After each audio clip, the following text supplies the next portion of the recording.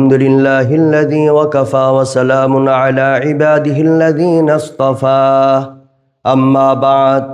فيا أيها المسلمون الحاضرون أوصيكم أولا بتقوى الله عز وجل فإن التقوى رأس الطاعات لمن أراد أن يسلك مسلك الهداية قال الله سبحانه وتعالى وتزودوا فإن خير الزاد التقوى واتقوني يا أولي الألباب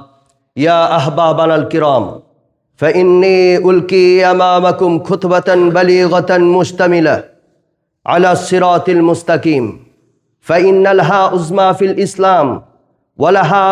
ولها فضائل والمسائل في الكتاب والسنة واقتبست منها آية الكريمة قال الله سبحانه وتعالى أعوذ بالله من الشيطان الرجيم بسم الله الرحمن الرحيم إذا جاء نصر الله والفتح ورأيت الناس يدخلون في دين الله أفواجا فسبح بحمد ربك واستغفر إنه كان توابا قالوا في رجب وشعبان اللهم بارك لنا في رجب وشعبان وبلغنا رمضان بارك الله لنا ولكم في القرآن العظيم ونفعنا وإياكم بالآيات والذكر الحكيم آمين ثم آمين والحمد لله رب العالمين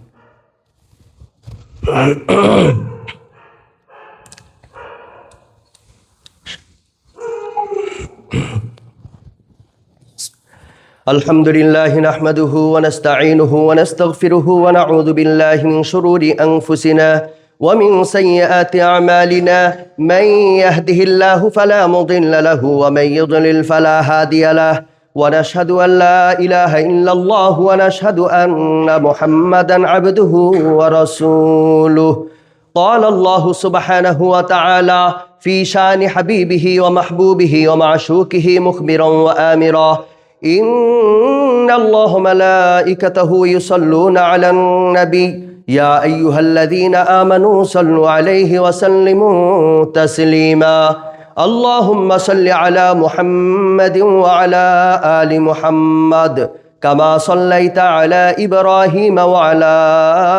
آل إبراهيم إنك حميد مجيد اللهم بارك على محمد وعلى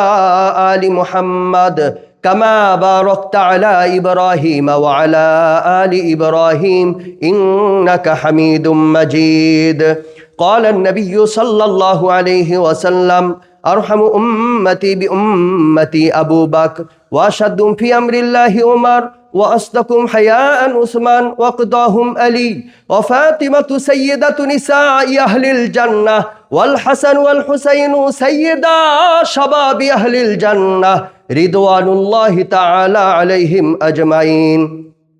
الله الله في أصحابي لا تتخذوهم غرضا من بعدي فمن أحبهم فبحبي أحبهم ومن أبغضهم فببغضي أبغضهم وخير أمتي قرني ثم الذين يلونهم ثم الذين يلونهم والسلطان ذل الله في الأرض من أهان سلطان الله في الأرض أهانه الله